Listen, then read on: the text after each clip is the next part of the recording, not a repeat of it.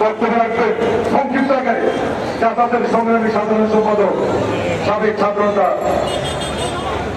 রোববার জাকির হোসেন রোববার। বিসমিল্লাহির রহমানির রহিম।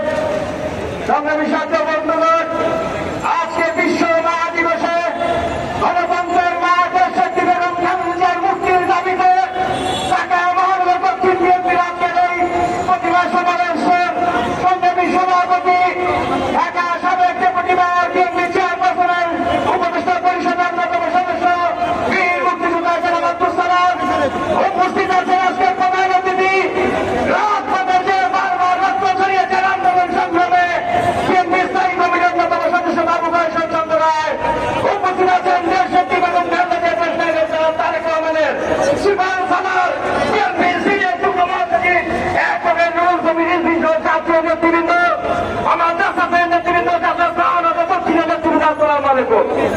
আজকে শুধু একটি কথা বলতে চাই যে আমি নির্বাচন দাবি সরকার তাদের কাছে দেশনেত্রীর মুক্তি চেয়ে লাভ নেই, রাজপথে আন্দোলন সংগ্রাম করে দেশনেত্রীর মুক্তি করতে হবে।